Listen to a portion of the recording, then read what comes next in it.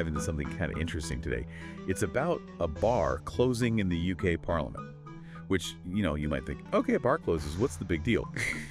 But this one's got me thinking, because it kind of brings up all this stuff about like security and workplace culture and like what's alcohol's role in a place like Parliament.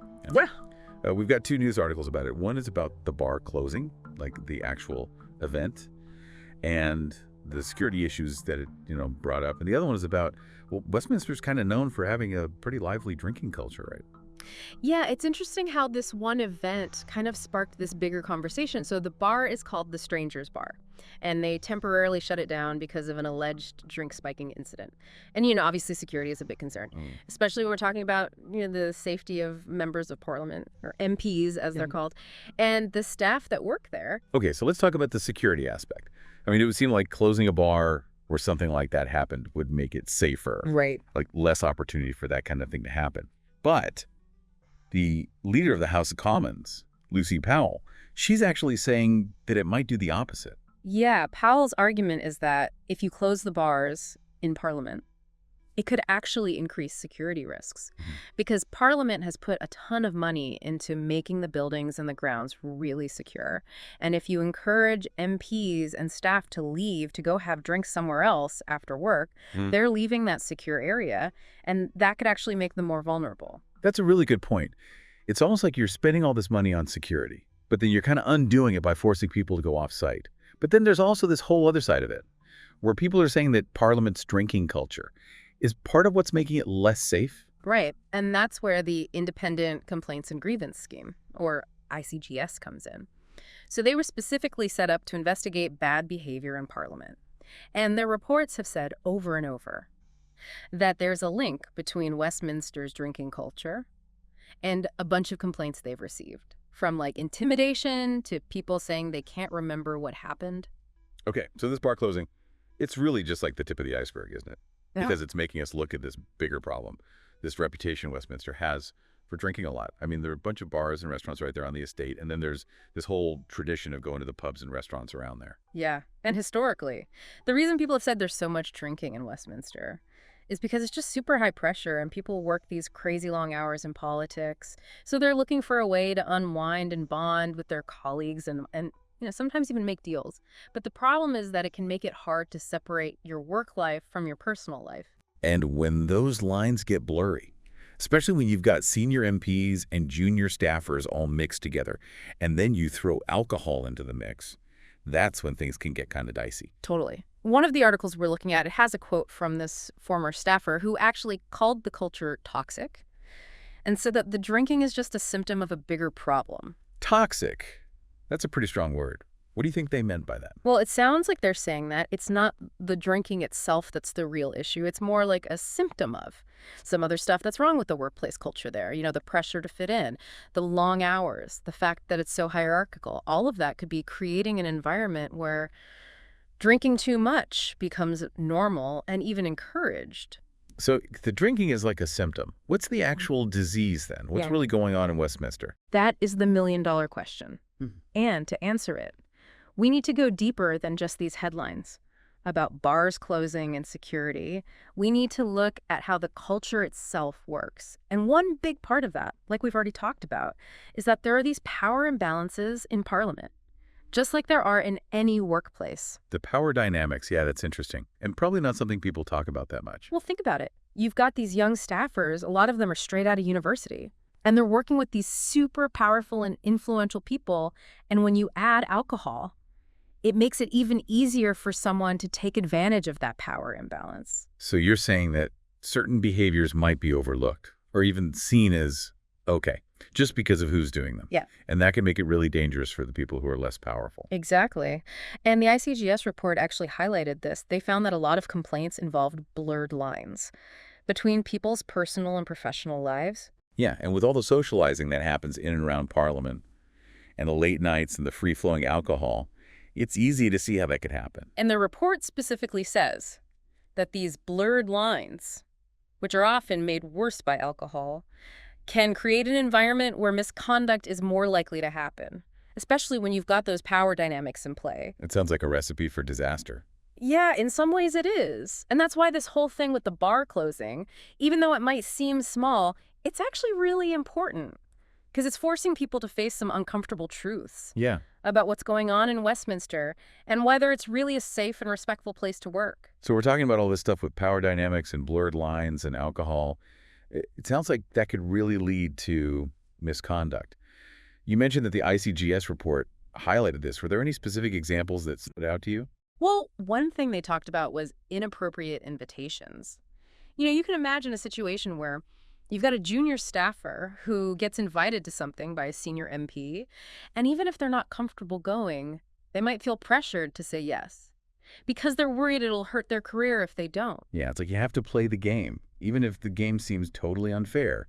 And alcohol just makes it even more complicated because it's harder to say no and harder to understand what's really going on. Exactly. And the report also found that a lot of the complaints were about people contacting each other too much outside of work, like getting texts late at night or calls on the weekend. It all blurs the lines between your professional life and your personal life. And that can be super hard to navigate, Yeah. especially if you're new to a job. You want to be seen as a team player, but you also need to have boundaries. Absolutely. And that's why it's so important to have clear guidelines Yeah. and a culture where people respect each other. But that takes time and effort to build. And it sounds like Westminster might have some work to do in that area. Yet it's not just about a few bad apples. It seems like there's a bigger problem with the system itself. So what can they do about it? Is closing all the bars the answer? Or is that just a temporary fix for a much bigger problem? Well, closing the bars might help with the immediate security risks, after that drink spiking incident. But like we talked about, it doesn't really address the cultural problems. It might even just move the problem somewhere else. So if closing the bars isn't the solution, what is? What needs to happen to make Westminster a safer and more respectful place? It's going to take a lot of different things working together. Obviously, they need to improve security. But they also need stricter rules about how people should behave and better training on appropriate workplace conduct. And they need a system where people feel comfortable reporting complaints and where those complaints are taken seriously. So you're talking about a culture shift, and that's not an easy thing to do. No, it's not, but it's really important. One thing that might help is encouraging people to drink responsibly. But isn't that kind of telling adults what they can and can't do in their free time? Where do you draw the line between personal freedom and making sure the work environment is safe? That's a good point. It's a tricky balance. It's not about being super strict. It's more about creating a culture where drinking too much isn't the norm. Maybe that means offering more non-alcoholic drinks at events or having clearer rules about drinking at work functions. So it's about changing what's considered normal, making it okay to drink less, especially when you're at work. Exactly. And that kind of change needs to come from the top. The leaders in Parliament need to set a good example and show people that they support responsible drinking. It makes me think about that staffer who called the culture toxic. If you're in that kind of environment, it must be really hard to speak up and challenge the way things are. That's why it's so important to have a way for people to report complaints, a system that's clear and easy to use, and where people feel safe using it without being afraid of retaliation. And it's just as important to have a way to deal with those complaints fairly. So it's not just about having rules. It's about building trust so that people trust the system to protect them if they speak up and trust that something will be done if they report wrongdoing. You got it. If people don't trust the system, nothing's going to change. This is all pretty intense stuff. It's easy to feel overwhelmed by it all. So for our listeners out there, what's the main takeaway here?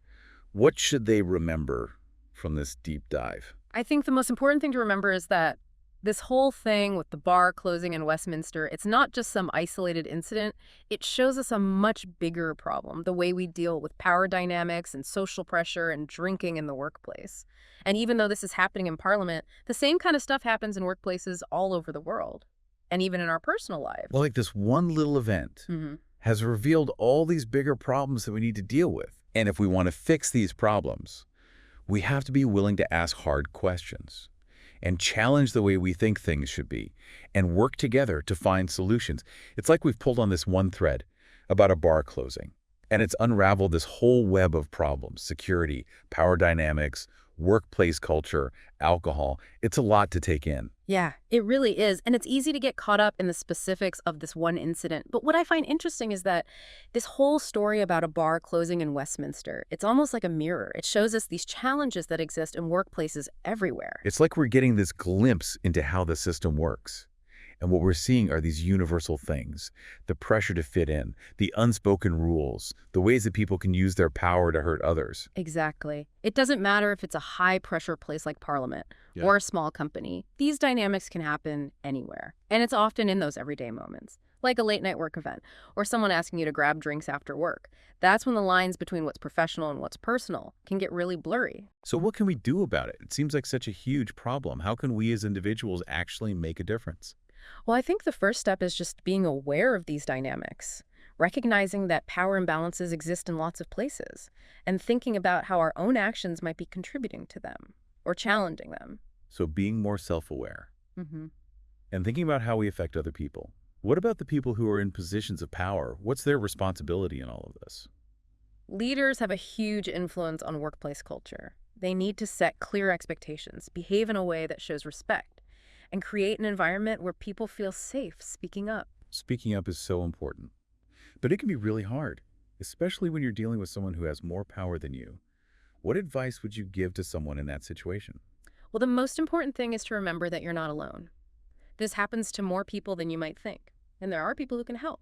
Maybe a colleague you trust, or someone in human resources, or even an organization outside of your workplace. So find your allies, the people who will support you. And remember that speaking up, even if it feels scary, can make a real difference. Absolutely. Every time someone speaks up, it challenges that culture of silence that lets these problems continue. And it shows people that inappropriate behavior won't be tolerated. So we've talked about a lot of heavy stuff today, but I'm actually feeling kind of hopeful because it seems like we're finally starting to have the right conversations and asking the tough questions. I agree. That's the first step towards making things better. So to our listeners, take what you've learned from this deep dive and think about how it applies to your own life.